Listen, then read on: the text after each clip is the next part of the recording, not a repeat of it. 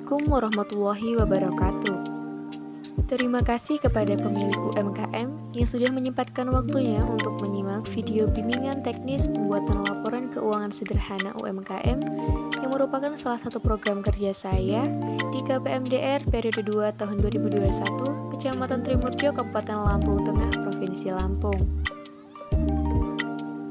Perkenalkan, saya Firly Ramadiana, mahasiswi KPMDR periode 2 tahun 2021, jurusan Akuntansi Syariah, dan Ibu Aisyah Sunarwan MPD, selaku pembimbing lapangan KPMDR periode 2 tahun 2021, Institut Agama Islam Negeri Metro. Yang pertama yang akan kita bahas di dalam bimbingan teknis ini adalah UMKM. Seperti yang kita ketahui, UMKM adalah singkatan dari usaha mikro, kecil, dan menengah, yang merupakan unit usaha produktif yang berdiri sendiri yang dilakukan oleh orang perorangan atau badan usaha di semua sektor ekonomi. UMKM diatur dalam Undang-Undang Nomor 20 Tahun 2008.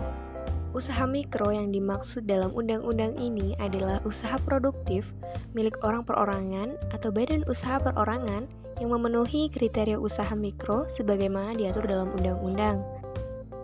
Selanjutnya, usaha kecil adalah usaha ekonomi produktif yang berdiri sendiri yang dilakukan oleh orang perorangan atau badan usaha yang bukan merupakan anak perusahaan atau bukan cabang perusahaan yang dimiliki, dikuasai, atau menjadi bagian baik langsung maupun tidak langsung dari usaha menengah atau usaha besar yang memenuhi kriteria usaha kecil sebagaimana dimaksud dalam undang-undang.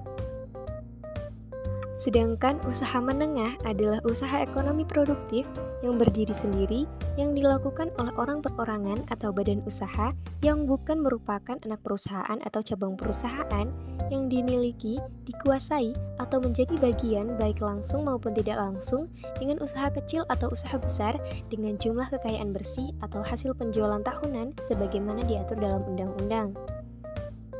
UMKM menjadi salah satu penggerak roda perekonomian nasional dengan kontribusi dan peranannya dalam menyerap tenaga kerja lebih banyak jika dibandingkan dengan elemen bisnis lain yang ada di Indonesia. Hal ini membuktikan bahwa UMKM mampu menekan jumlah angka pengangguran dan kemiskinan di Indonesia loh. Selanjutnya akan kita bahas yaitu akuntansi. Akuntansi berasal dari bahasa Inggris, accounting, yang berarti menghitung atau mempertanggungjawabkan. Akuntansi adalah suatu proses mencatat, mengklasifikasi, meringkas, mengelola, dan menyajikan data, suatu transaksi serta kejadian yang outputnya adalah laporan keuangan. Laporan keuangan ini digunakan oleh orang yang menggunakannya untuk mengambil sebuah keputusan. Lalu, apakah akuntansi mempunyai peran penting dalam UMKM? Jawabannya adalah ya. Dalam aspek finansial, akuntansi dibutuhkan UMKM untuk mengetahui arus keuangan, membuat keputusan, melakukan peminjaman di bank, dan perencanaan serta menarik investor. Sedari tadi, mungkin ibu-ibu, bapak-bapak, dan teman-teman pemilik UMKM sudah mendengar laporan keuangan. Apa yang dimaksud dengan laporan keuangan?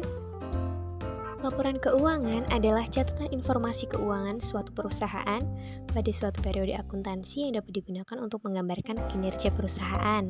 Sesuai dengan pengertian dari laporan keuangan, tujuan laporan keuangan adalah menyediakan informasi mengenai posisi keuangan, kinerja, serta perubahan posisi keuangan perusahaan yang bermanfaat bagi manajemen dalam pengambilan keputusan. Lalu bagaimana bentuk laporan keuangan UMKM? Apakah harus sama dengan laporan keuangan perusahaan? Laporan UMKM dibuat berdasarkan SAK EMKM. SAK EMKM ini memudahkan para pemilik UMKM dalam membuat laporan keuangan. SAK EMKM ini adalah singkatan dari Standar Akuntansi Keuangan Entitas Mikro, Kecil, dan Menengah. SAK EMKM ini diterbitkan oleh Ikatan Akuntansi Indonesia yang di dalamnya mengatur bagaimana pembuatan laporan keuangan untuk UMKM. Nah, dalam SAK EMKM ini, pemilik UMKM hanya membuat 3 laporan keuangan, yaitu laporan posisi keuangan, laporan laba rugi, dan catatan atas laporan keuangan. Laporan posisi keuangan atau yang biasa disebut dengan neraca adalah laporan yang berisi daftar mengenai aset, kewajiban, dan modal pemilik pada tanggal tertentu yang bisa dibuat pada akhir bulan atau akhir tahun. Informasi yang disajikan dalam laporan posisi keuangan mencakup pos-pos berikut. Yang pertama, kas dan setara kas, kedua piutang, ketiga persediaan, 4 aset tetap, 5 utang usaha, 6 utang bank, dan yang terakhir adalah ekuitas atau modal. Berikut adalah yang dimaksud dengan laporan posisi keuangan atau neraca. Dapat dilihat bahwa laporan posisi keuangan terdiri dari aset, liabilitas, dan ekuitas. Untuk pos aset diurutkan dari urutan likuiditasnya. Dalam laporan posisi keuangan, aset sama dengan liabilitas ditambah dengan ekuitas. Setelah laporan posisi keuangan, kita akan lanjut ke laporan laba rugi. Yang dimaksud dengan laporan laba rugi adalah suatu ikhtisar, pendapatan dan beban selama periode tertentu. Laporan laba rugi melaporkan kelebihan pendapatan terhadap beban-beban yang disebut dengan keuntungan bersih atau juga sebaliknya. Seperti dengan laporan posisi keuangan, laporan laba rugi juga terdapat pos-pos. Yang pertama adalah pos pendapatan, yang kedua adalah beban keuangan, yang ketiga adalah beban pajak. Berikut adalah laporan laba rugi.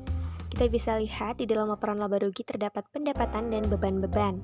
Di dalam laporan laba rugi, laba adalah pendapatan dikurangi oleh beban.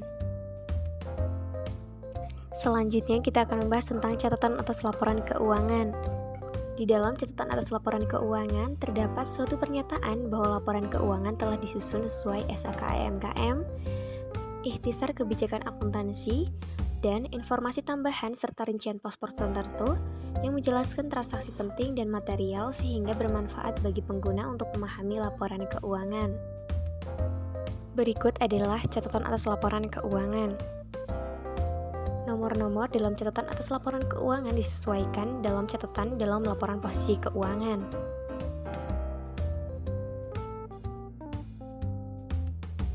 Terima kasih sudah menyimak sampai habis video bimbingan teknis pembuatan laporan keuangan sederhana UMKM. Wassalamualaikum warahmatullahi wabarakatuh.